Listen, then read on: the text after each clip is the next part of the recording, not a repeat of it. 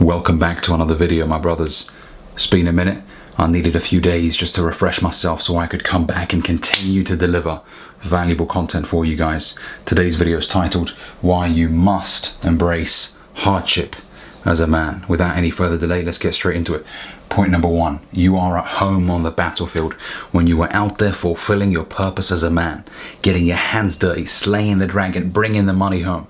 You want to be able to look at yourself in the mirror after a long day's work and respect yourself, standing there with your hands dirty. You know what? I got shit done today. Let's just say you're a mechanic. You work at a garage. Customer brought in their car in the morning. They're stressed out. And you had a long day just working on the car. It was difficult. Okay? But at the end of the day, you fixed a problem. And then you hand the customer the keys back and they drive off home with a smile. You feel good about yourself. I did that shit. I fixed that fucking problem. Even though during the shift you were like, man, fuck this shit. You were swearing because something went wrong. But at the end of the day, you got it done. That's how you derive fulfillment from the obstacle. So many great men in history came across enormous obstacles. Thomas Edison and the fucking light bulb. But he kept persisting. He didn't say, oh, this is hard. He embraced the hardship and he got it done in the end. Whatever you're pursuing, embrace the hardship. It's improving you. You're getting better. It doesn't mean you're failing. What did Thomas Edison say? I didn't fail 1,000 times. I found 1,000 ways it didn't work. Come on now. Mentality. Point number two, you learn about yourself during hard times. Do you really want this, or is this just fucking talk? Because a lot of guys talk a good game. Yeah, I want to do this, I want to do that. It shows you what you're really made of. I went through some difficult times in my past, and there were times I didn't even have enough money to fucking buy a sandwich. My card got declined because I had like £2.80 and the sandwich was like £3. Okay, couldn't fucking buy it. 20p missing. That's all it was.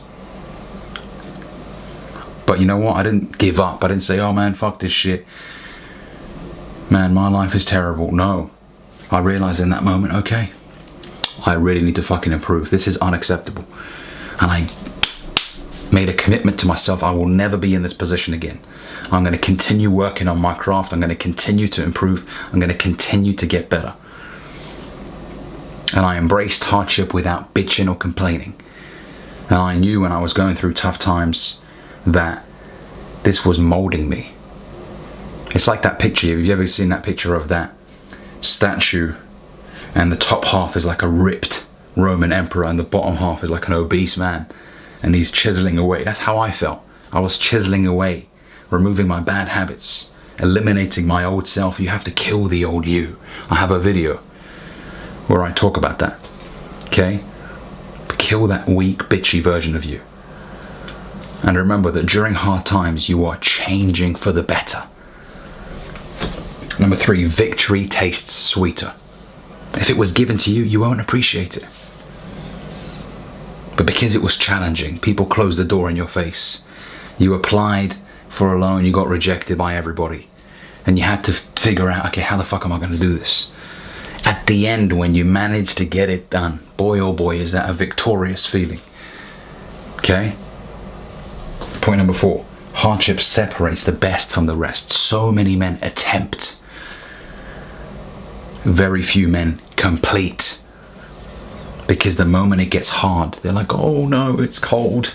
Oh no, I've got a scar here. That doesn't look too pretty. And they quit. Someone says no to them. Okay? I mean, for fuck's sake, if you're starting a business, people will reject you. No, not everybody's going to say yes to you. Otherwise, you'd be a fucking billionaire right now. People are going to close the door in your face. They're going to say, no, I'm not interested. No, this idea is stupid. Okay? But in that moment, very few decide to continue. And the majority quit, which is a sad, sad fucking reality. Okay? So what do you want to be? The 3% that continue or the 97% that fucking quit? Which group do you want to be in?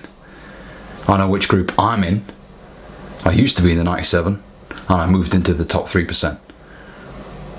I don't care how fucking difficult it is now, man. I'm not quitting. Because I respect myself. When I start something, I finish it. And not only do I finish it, and I don't believe in technically finishing, because success is the steady, progressive improvement. You never really arrive. There's always another level. Okay? But I made a commitment that I'm going to embrace the hardship and I'm going to keep going. Number 5, you become tougher. You become hard to kill. So in the future, when you go through tough times again, you don't just fucking quit easily, just like that. You're like, you know what? I've been here before. I've been in this dark space. But I was born in the dark. It doesn't scare you. You've been there before. And you walk confidently forwards towards the obstacle. You don't run away like most men. Number 6, you can teach your son how to endure hardship in the future. Right now, the life you're living, one day your son is going to ask you about it. So, Dad, what did you do when times were tough, and how did you handle this? Right now, even if you don't have sons or daughters right now, in the future, and the life that they live in the future is predicated on what you're doing today as a 27-year-old, 28-year-old, even if you don't have kids. Because remember, you're working hard right now, and when you do attain success, it's not just you that's going to benefit from that, it's your offspring, your children too. So you want to lead by example, even though they're not born yet. Show them how Dad got it done. Dad went out there, he found a way. He didn't sit there and cry and complain and quit and settle for an average job because 2 people said no to him when he was first talking about his business. Okay?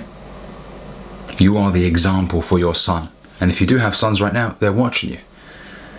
Kids will do what they see you do, not what you tell them to do. Remember that. And finally, number 7, hardship makes you value the good times. Because there's seasons. In life you have good times and you have hard times. And if you endure the hard times and you appreciate what it's trying to teach you, because remember, hard times are a blessing in disguise. A lot of guys see them as a negative. It's not, because you're improving. You're getting better. You're learning about yourself. So when the good times do come, you can stand there and be like, you know what?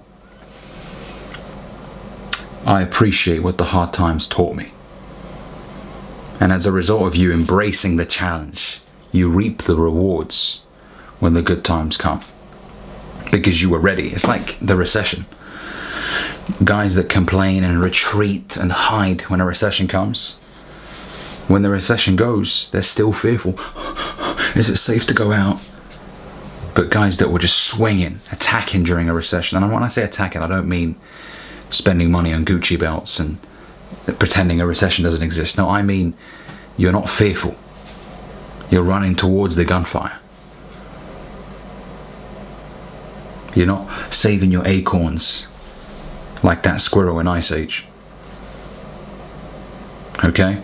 So hopefully this video helps you guys. If it does, hit that like and subscribe button down below. And I'll catch you guys tomorrow. Peace.